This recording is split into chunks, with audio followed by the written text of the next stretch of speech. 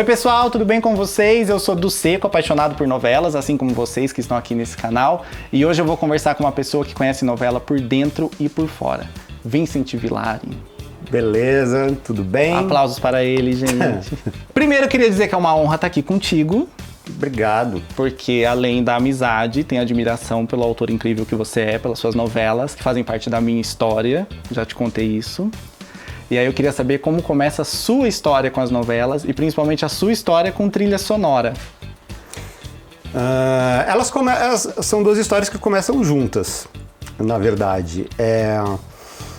Eu comecei a gostar de novela ao mesmo tempo em que eu prestava atenção nas músicas e como as músicas funcionavam dentro das novelas. Essa questão da música ser associada a um personagem especificamente, a ser a roupa do personagem, até às vezes a dar uma informação sobre o personagem que a história não dava. Eu lembro que a primeira vez que isso me marcou foi em Amor com Amor se Paga. Tinha um personagem do Nono Correia que era um velho avarento, rude, sempre muito tenso. Eu não tenho dinheiro! Ai, droga! Ai, meu Deus do céu, assustou a coitada, seu Nono. Ora, meta-se com a sua vida, ora bola! Abra o coração, vem aí, se solte. Vou levar você pra outra dimensão. E aí ele se apaixonava pela personagem da Cláudia Hanna e entrava uma balada havaiana do Pepeu Gomes nas cenas dele. E era uma coisa muito louca ver o Ari Fontoura, daquele personagem tão carregado, tão tenso, e de repente entrava aquela balada havaiana e era uma informação totalmente nova que a novela dava através da música. Então isso me chamava muita atenção, a música como elemento de construção de identidade do personagem.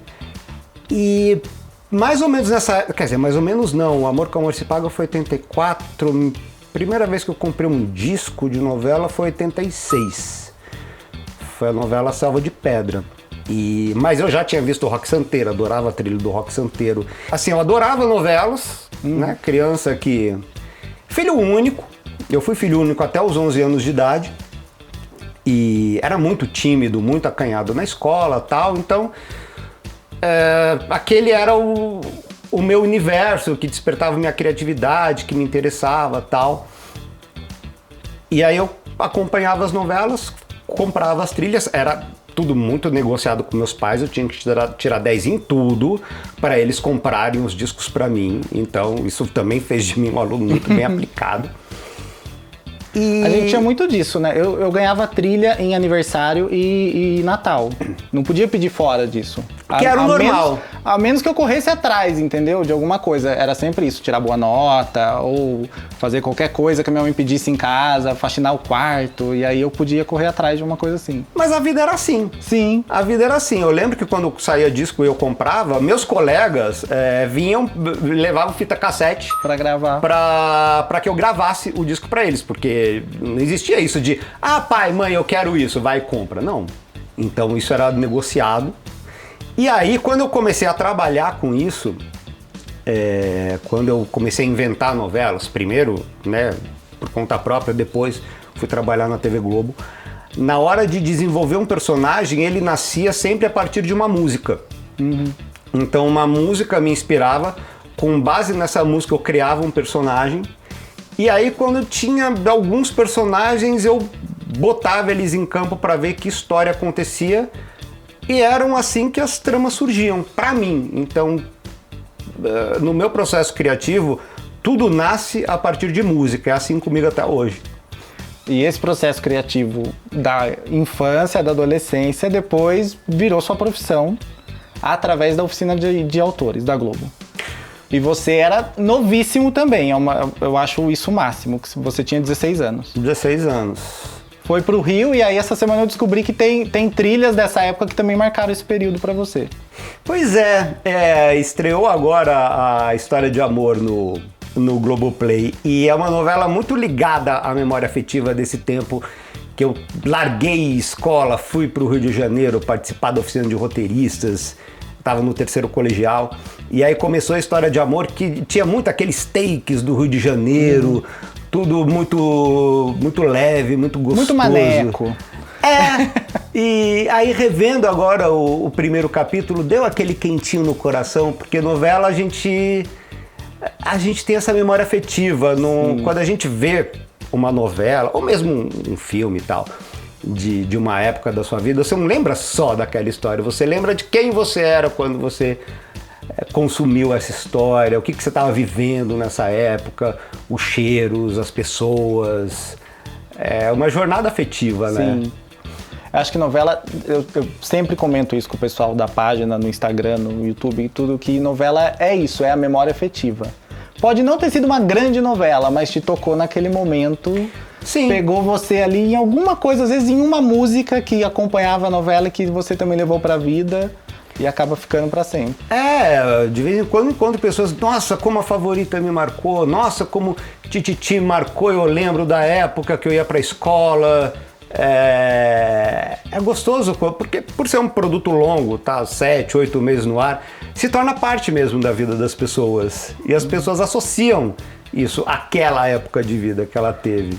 Eu queria saber um pouquinho desse teu processo de quando você foi pra oficina e aí começou a colaborar. Primeiro com Anjo Mal, o remake de Anjo Mal. Foi. Aí, tudo bem, fui aprovado na oficina de roteiristas, porque a demanda da época era melodrama. E eu não tinha pudor nenhum, escrevi um melodrama rasgado no capricho. Mexicanão, assim. Mexicanão. Pelo amor de Deus! Pelo amor de Deus! Solta! Alicia! Tudo bem com você? Alguém me ajude! Ocorre que nenhum autor me queria na equipe, porque eu tava já 17 para 18 anos. Ah, não, muito novo, não serve e tal. Primeira pessoa que topou trabalhar comigo foi a Maria Adelaide Amaral. Sugeriram o meu nome para ela. Ela me chamou para uma reunião na casa dela e eu fui tensíssimo que eu conheci a Adelaide do teatro. Eu tinha visto Para Tão Longo Amor 3 vezes. Eu era apaixonado pelo texto dela e justo com ela eu ia trabalhar, então eu cheguei ali tenso. Primeira coisa que ela falou, ela olhou para mim e ela falou: "Você parece o Tádzio". Eu não sabia quem era Tádzio, eu nunca tinha visto Morte em Veneza. Eu esperei, torci para que aquilo fosse um elogio, né? Felizmente era. E passei, ela não sabia o que fazer comigo. Eu fiquei 6 meses atendendo o telefone na casa dela, anotando recado e tal. E fazendo isso com todo prazer, porque estando na casa dela, sempre eu pegava a dica de um livro, um filme. Formou muito a minha cultura, a minha convivência com a Adelaide. Até o dia em que ela precisava ler o original do texto do Cassiano e o original estava muito apagado, estava difícil de ler. E ela falou para mim: lê e anota tudo que vale a pena ficar e que vale a pena sair. E aí foi um aprendizado maravilhoso. Eu li toda a Anjo Mal do Cassiano, fiz um monte de anotações, conversei muito com a Adelaide e foi aí que o nosso trabalho junto começou. Mas Anjo Mal foi uma novela que a Adelaide enfrentou raçuda sozinha. A minha colaboração ali foi mais de conversar com ela, sugerir algumas coisas, dar algumas opiniões, mas eu escrevi muito pouco. Ali foi a Adelaide mesmo na raça na frente do computador. Essa trilha de Anjo Mal te marcou de alguma forma? Porque você, nessa época, não participava em nada desse processo de trilha. Depois, não. Nas suas novelas, sim. O que você assinou como titular. Sim. Anjo Mal, eu achava a trilha nacional um pouco fraca. Também acho. Sinceramente, eu gosto muito de Meu Mundo e Nada Mais, que o Guilherme Arantes não regravou para novela, foi uma coincidência. Ele estava regravando as músicas de sucesso dele. Mas acho a trilha internacional melhor. Mas eu lembro que eu encontrava as trilhas nas lojas, comprava e levava e dava de presente para Adelaide. E a Adelaide, olha que legal isso aqui, porque ela também não participava de escolha musical, ela nunca se importou muito. Mas eu tenho essa lembrança de comprar os CDs e dar para Adelaide de presente. Eu tenho uma lembrança de Anjo Mal, que as 2 fitas, naquela época que eu já corria atrás de dinheiro de alguma forma. Aí fita cassete, piratona. Piratona, porque as fitas originais são raríssimas. De R$1,99. Então eu corri atrás e ajudar meu avô a recolher pó de serra pra comprar a trilha sonora. Cabeça de noveleiro é uma coisa muito doida, né? muita gente associa a novela. Não, e a gente, assim, eu fazia isso, ia lá ajudar ele pra depois poder comprar uma fita cassete no 99, pirata, mas pra eu ter a trilha em casa, porque era uma forma, é uma continuidade da novela, né?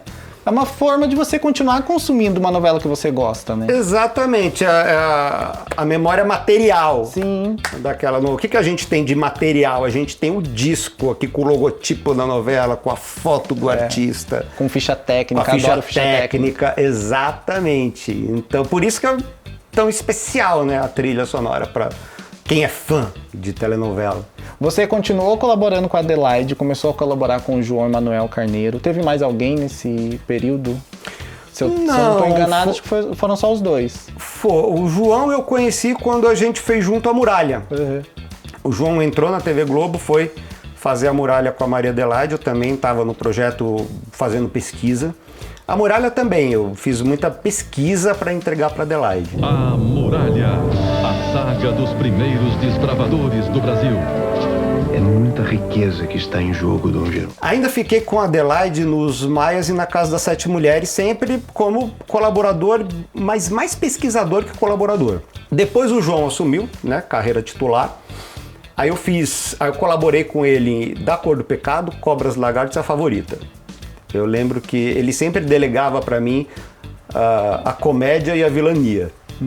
Da Cor do Pecado éramos eu e Ângela Carneiro dividindo o diálogo. Então, Ângela Carneiro ficava com a parte séria da novela, Paco e Preta, o Afonso, o Raí e tal. E para mim vinha a Bárbara, vinha a família Sardinha. Seu filho é um delinquente. Limpa a sua boca antes de tocar no nome do meu filho. É delinquente. Piedade, Mamusca, piedade! Não atire os seus filhos ao relento das calçadas imundas! Não condene seu futuro neto à sarjeta, dona Mamusca. E assim foi também, Cobras Lagartos, a Favorita, muito bom trabalhar com o João, muito bom. E eu peguei o melhor dos dois mundos, porque a Adelaide, ela vem do teatro, então ela tem um cuidado maior com o diálogo. O diálogo para Adelaide é muito importante. E o João vem de cinema, roteiro, né? Cada capítulo de novela do João é um pequeno filme. Então, com o João eu aprendi a estruturar um capítulo, a montar um capítulo como se fosse um pequeno filme independente. Então foi muito bom para mim ter essas duas escolas. Depois da Favorita, Tititi. Tititi. Da Adelaide, mas aí você já estava mais na colaboração do que na pesquisa. Né, até acima da colaboração, porque Tititi foi o seguinte, é uma novela, que fique claro, uma novela de Maria Adelaide Amaral, ela assinou sozinha, porque a empresa encomendou, pediu para ela um remake do Cassiano, Adelaide escolheu Tititi. Quando eu entrei em Tititi, já estava decidido que seria isso. Vê se me deixa em paz, eu quero mais ficar bem longe desse Tititi. Mas foi aí que começou efetivamente a nossa parceria, porque a Adelaide estava ocupada com uma minissérie da Alverivel. Se eu tivesse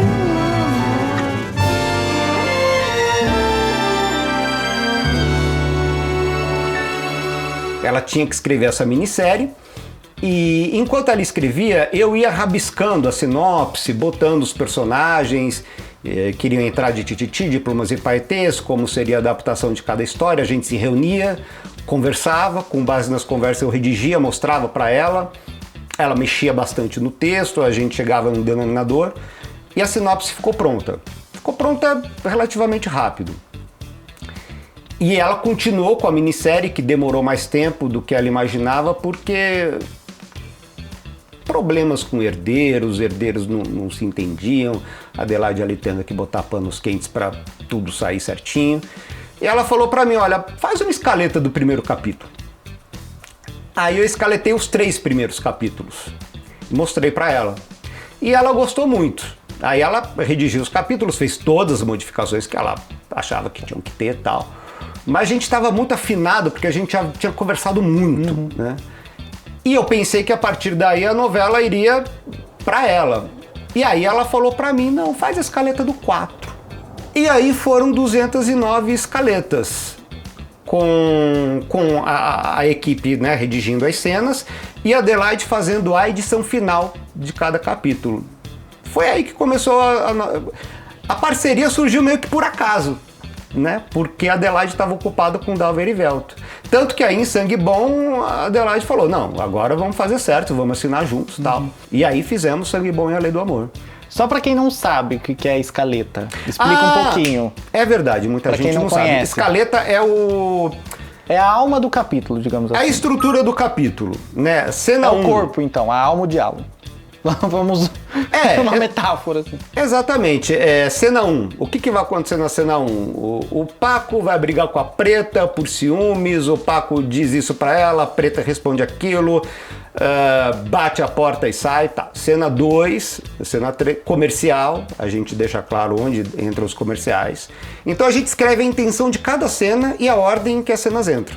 Essa escaleta, essa estrutura de capítulo é entregue para os colaboradores. E cada colaborador fica com o seu núcleo. Ele pega a intenção, o que o autor quer com aquela cena e redige. Cria o diálogo de acordo com as necessidades da cena. Essas cenas são coladas, né? Vira o capítulo, vai pro autor que faz a edição final do capítulo. Ele relê, mexe tudo em que ele acha que tem que mexer, corta, porque às vezes o capítulo fica muito grande, e assim o capítulo fica pronto. Mas é na escaleta que tudo começa. Eu lembro que todo dia eu acordava, eu conversava com a Adelaide uns 5 minutos, era muito breve, assim, pá, e aí eu sentava e produzia a escaleta. Muito de acordo com o que a gente conversava. Algumas coisas eu eu escrevia sem falar pra ela pra ver qual seria a reação dela. Quando ela gostava, eu sabia que ia dar certo. Quando ela não gostava, eu sabia melhor não ir por esse caminho, que ela ligava, né? Isso aqui é muito bom. Não, isso aqui não, isso aqui de jeito nenhum.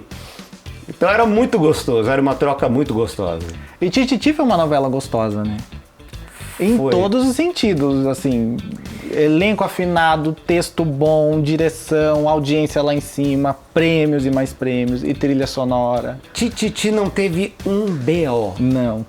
É muito raro uma novela não ter. E era uma novela que começava com 70 personagens, terminava com mais de 100 e todo mundo saiu feliz.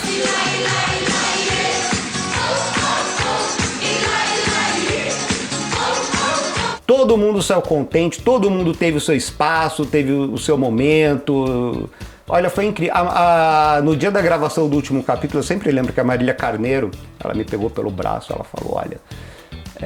porque eu tava ali tranquilo, né? A Marília Carneiro, olha, isso que Marília Carneiro do figurino.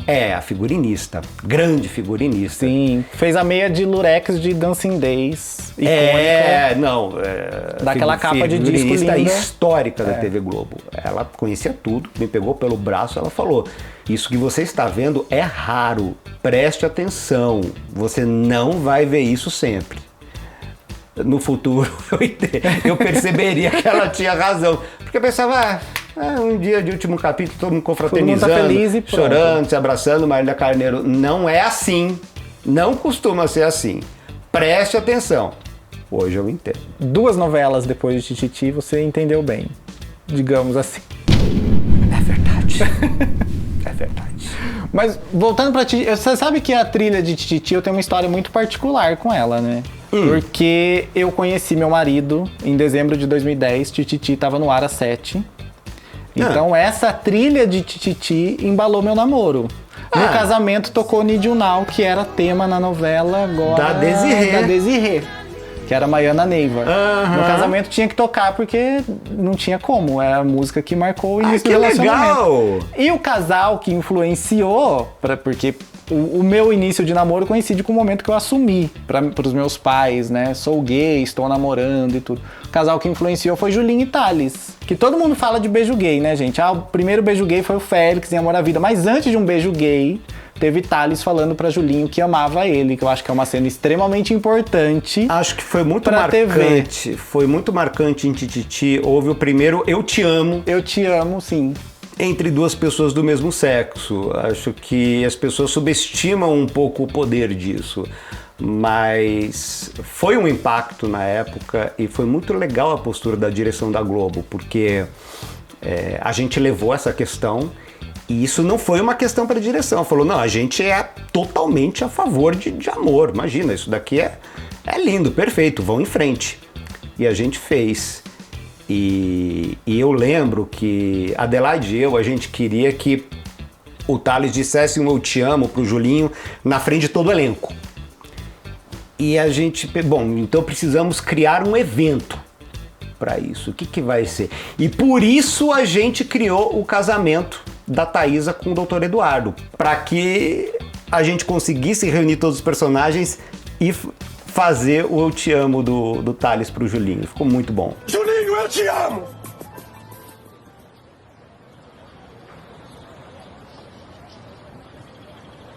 Eu te amo. E eu não tenho vergonha desse amor. E se você me der mais uma chance, a gente pode ser muito feliz. O casamento da Thaísa eu até pensei em reproduzir, mas eu não tenho aquela habilidade para dançar, para dar pirueta igual a Cláudia Raia fez na igreja, então eu desisti.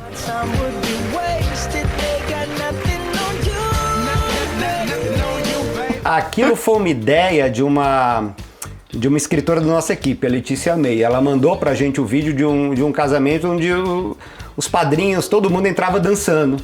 Aí a Adelaide e eu, a gente viu, se a gente fizer um casamento, tem tudo a ver com a novela, né? E aí quando chegou, porque eu não tenho vontade nenhuma de escrever casamento, porque eu não vejo graça. Como não? Eu adoro casamento em novela, tem que fazer assim. Mas é que na vida a gente sabe que é no dia do casamento que os problemas realmente começam, exato, né?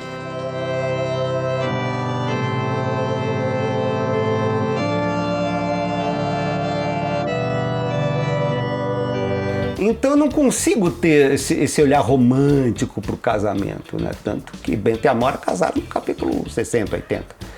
Mas aí surgiu essa ideia, evento, casamento, vamos fazer um casamento. Thaísa, que é super louquinha, filha de Jaqueline, vai dar certo. E ficou muito legal a cena.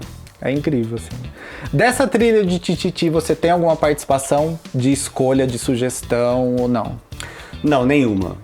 Não, Tititi ainda não. Tititi foi o Jorginho que fez, basicamente montou tudo com o Mariozinho Rocha. Eu até tentei colocar algumas sugestões, mas eu não tinha cacife nenhum, não estava assinando a novela. E a única coisa que eu consegui fazer foi, quando chegou o disco internacional pra gente, eu falei pra Adelaide, eu posso pegar as músicas e escolher o que vai ser tema de quem? A Adelaide falou, se você conseguir, vai fundo. Aí eu ouvi a trilha, vi o que podia servir pra quem, passei pro Jorginho, o Jorginho aceitou. Então minha pequena participação foi essa, mas as músicas já vieram todas. Só pra contextualizar aqui, Tititi não saiu em LP, a trilha. Não. Já não tinha mais. Mas você tem essas capas que você fez como se fosse vinil. Aqui eu mandei fazer. O engraçado é que assim, Tititi teve 2 trilhas nacionais e 2 internacionais. Sabe por quê? Porque tinha muito personagem. Uhum. Quando a gente se reuniu para decidir as músicas, sempre tem aquela coisa, que personagem merece tema? Aí são sempre 12 ou 13. Aqui tinha uns 30 personagens que precisavam de tema. Era muito personagem e muito personagem importante com a sua própria história. E aí acabou virando 2 discos cada um. Mas não era, vamos botar um monte de música em Tititi. É porque cada música é tema de um personagem. Eu acho o máximo que Tititi, o tema de abertura é da Rita Lee, que ela compôs a música, mas na primeira versão a gravação não era dela, era do Metrô. E aí no remake eles fizeram justiça, digamos, a Rita Lee com a versão dela. Convite do Jorginho Fernando. Ele que teve a ideia de pegar a Rita mesmo cantando Tititi. Eu lembro que quando a gente ouviu a versão, a gente sentiu uma saudade daquele rock de 85, daquela pegada. Mas é muito doido, porque abertura é repetição. Essa música repete. 209 capítulos. E a gravação soft da Rita era uma delícia, porque quanto mais a gente ouvia, mais a gente tinha vontade de ouvir. A gente não enjoava nunca daquela abertura. Então foi muito legal, foi muito acertada essa ideia do Jorginho botar a própria Rita cantando. Vou procurar, saia pra me coçar. Então desgrude, vai a luta chega de blá, blá, blá, blá, blá, blá. Volte e meia, meia volta vou ver. Saio de fino pra